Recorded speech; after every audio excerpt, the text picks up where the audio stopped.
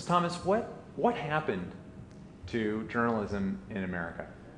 What happened? Well, I think that it sort of has taken a bath in a way, because I think that reporters seem to have lost their way. Our holy grail is truth. I know how cliche that sounds, but that's it. And I think when we default, when the real questions come to mind and we don't ask them. So, as somebody who's from Free Press and who works in the issue of media reform, how do you think that issues like consolidation or changes in media regulation and ownership have contributed to that decline or the way in which journalism is taken there's no back? question that has interfered a lot, but also all the new things that have come into communications have chipped away at the power of the press, I believe. The blogs, the internet, all these things, which everybody's getting into the act. Everybody with a laptop thinks they're journalists. I mean, and they certainly don't stick by our standards or our values, and so it's a free-for-all. So I think we have to get back to some sort of places of honor. You can get on these blogs and you can say anything, and you can defame a lot of people. So I don't think journalism has been enhanced that way, but I like the fact that everybody has much more access. It's a saturation. Well, let's talk a little bit about media's coverage of the Iraq War. How do you think the situation in Iraq has changed the way that Americans think about their news media? I think 9/11 had the impact on reporters. Plague ball, don't rock the boat. You have to be patriotic. It's an international crisis, national certainly. So I think that when the reporters pulled in their horns, they did a great disservice to the country. Because I think the question should have been asked no matter what. It's really treading on very thin ice because you would be viewed as unpatriotic to ask a very driving question, but they were necessary. How do you think the situation has changed now that we see that the situation in Iraq is basically a disaster? Do you think there's an opportunity for a tougher media now than there was before? Absolutely. I think reality has come home. Why are we in a country that did nothing to us? Why are we killing people and being killed? I mean, the casualties are horrifying. Pentagon will never say how many Iraqis we've killed. They say they don't count, we don't track them. So, but I think the price is much too high in the human cost, not to mention the national treasury. But why? Do you think that the other news organizations are putting profits ahead of an uncompromising search for the truth? I don't think they think of it in those terms. I think they really think it's a question of patriotism. Every day the president will say how threatened we are in terms of what if the terrorists got the nuclear weapon. All this could be true, but I think it can be done in other ways. And we would have much more resources to try to find out who's doing that if we were not involved in a no-win war.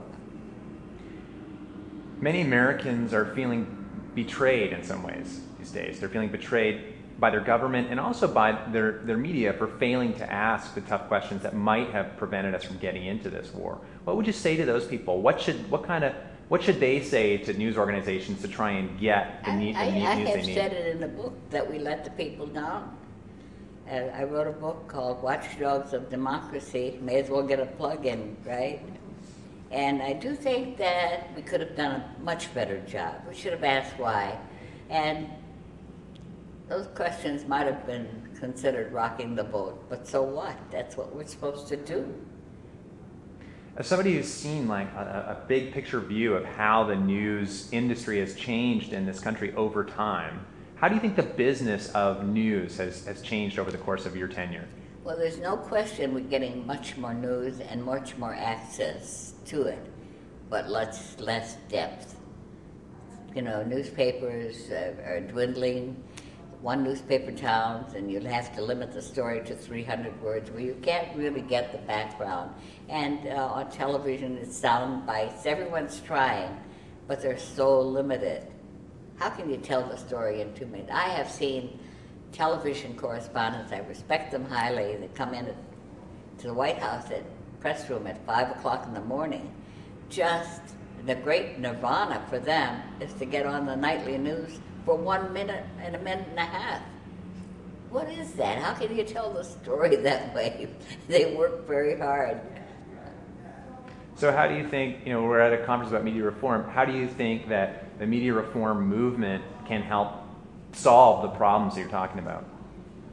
I think that we have to get more guts, and we have to call it as we see it, and not inject ourselves in it, but try to truly dig out the facts. And I mean, I don't see how a democracy can really prevail unless we know what's going on. And what, in terms of media reform, what does that term mean anything to you, and why do you think it's important? I think it's important for us to understand that without courage and without really seeking the truth, that we have no relevancy at all. If you had some advice to give, say, media owners, like the people who own the media, what would you say to those people? I'd say get out of the business unless they really care about keeping the people informed. And you have to make a profit, sure, to run and to be able to operate. But don't ask for the world, understand it's a public service, it's a community service to keep people informed.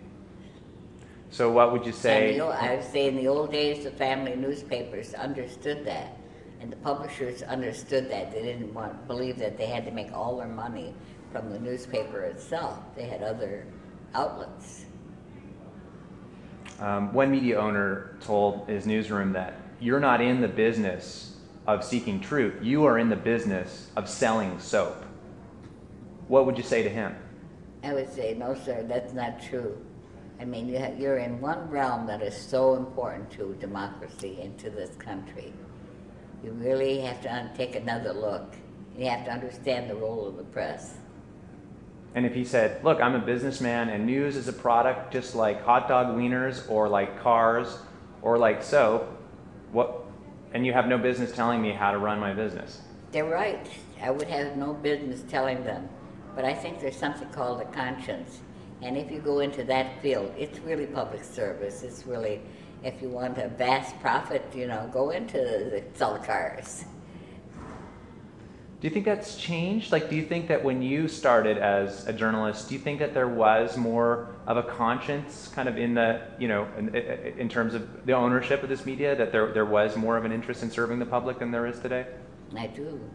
Yet I can't base it on anything except a subjective feeling that I honestly believe that the publishers at the turn of the 20th century had a different view of what they could do, and it was opening a whole new world in communications. So I think there was that attitude was different, and the dedication was different. My last question for you, if you had some words of wisdom or advice for young people who are thinking about either becoming reporters or media owners or involved in the media industry, the news industry, what would you tell them? Go for it. It's the greatest profession in the world. You'll never know a day that is not exciting, because there's never a day without news as long as people are on this planet. So you'll always have great resources, and it's an education every day. What could you ask more of any job?